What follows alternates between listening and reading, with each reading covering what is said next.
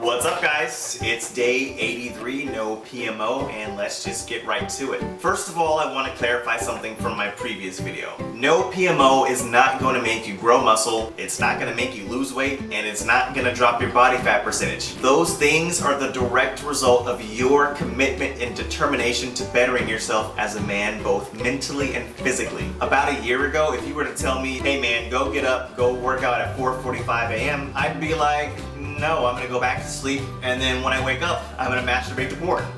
You see, this is a lifestyle change. That was my lifestyle before. My lifestyle consisted of those types of things. It consisted of sitting around for hours looking at porn. It consisted of eating junk food. It consisted of, anything negative. That is a lifestyle. But now my lifestyle consists of health, fitness, good energy, upping my vitality.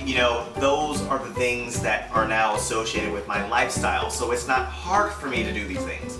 And that's where you guys need to get. That's what's gonna help you overcome the challenge of PMO. I've been getting the same question from a lot of you guys relating to the healing process of PMO. And that question is, how long is it gonna take for me to experience the changes of no PMO? And guys, I gotta be honest with you, there's no way that I could possibly know that. And I've come up with an analogy that I'm hoping will shed a little bit more light on that situation for you. So let's say that you and I are both basketball players, and on the same day, same game, same exact hour, minute, second, you and I both snap our ankles in the same exact place. First thing that comes to mind, which one of us is gonna heal faster? You or me?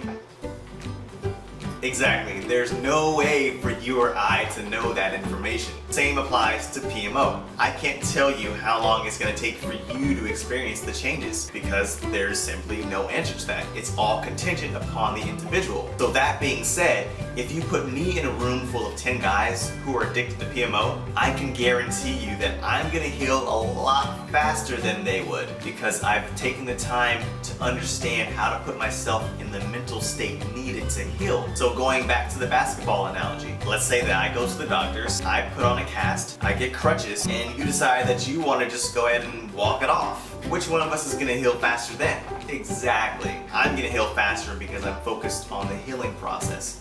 And what's happening a lot of the time with you guys is you're focused too much on the how long process. So that if you're focused on the how long, you're probably going to overlook the healing steps needed to get you to where it is you want to go. I always use the example of crack cocaine addicts. I'm sorry. Let's say we've got a crackhead and he decides one day, hey, I want to stop smoking crack. And so he goes and sits down on a chair in his room and just sits there, waiting, hoping that he's gonna heal. What's gonna happen? Is he going to heal or is he going to probably relapse back to smoking crack? Exactly. But guys, the same thing applies to you. You can't just stop PMO because a lot of you are just stopping PMO without doing anything. You're just stopping PMO assuming that no PMO is gonna make your life better. I keep saying this over and over. It is a lifestyle change. You are changing your entire life. You're changing your life from one that is of a guy who sits at a computer and watches porn to someone who does X, Y, Z, whatever it is you want to do. And what seems to be the trend for a lot of guys is they exercise, they focus on their health, they change their diets. All of these things come because they've made the decision, I'm done with PMO, I'm done wasting my life on this. I want better for myself. Guys, you can't just, like I said, stop PMO. A crackhead just can't stop smoking crack. He has to make the changes. He has to go and check himself into rehab. He has to read books about the healing process. He has to, find God, find a religion. Something else has to change. He can't maintain that lifestyle of hanging around with people who are bad for him. He can't keep the social circle of crackheads. He can't keep going down to the same places, the bad streets where all the crack deals are going down. He has to change, and you guys have to focus on that. You can't just keep doing everything that it is that you've been doing and expect yourself to get better. If you're someone who sleeps in, for instance, and when you wake up, you like to masturbate, stop. Break that pattern. In your brain, you've got this sequence of patterns that keeps you trapped in that habit.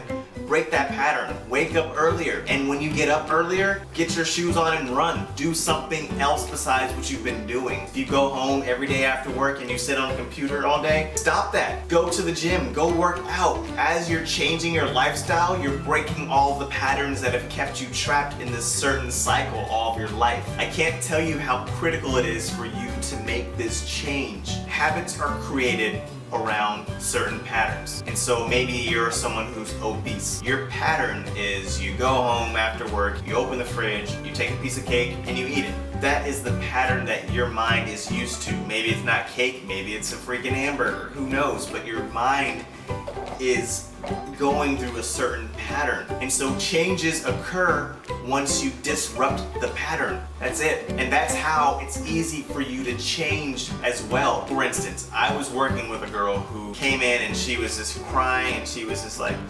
I couldn't even make out what it was she wanted me to help her with. And so what did I do? I said, "Excuse me!"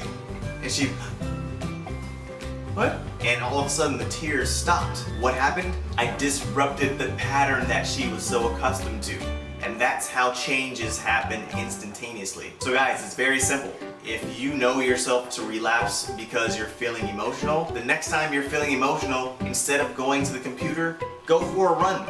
Just go run. If it means that you need to take your computer chair and throw it away, that's another way of disrupting the pattern so that you can't sit down in front of the computer. If you need to take out every piece of furniture in your home to disrupt that pattern, then do so. What it comes down to, how long it's gonna take, comes down ultimately to how determined are you to end this habit. Again, that's something I can't answer. Only you can answer for yourself. You're not gonna hear me stop talking about this book, guys. This book is going to change your life drastically. This is where I've learned everything that I'm telling you. Awaken the Giant Within. How to take immediate control. Remember that example with the girl I just told you, how she snapped out of her state?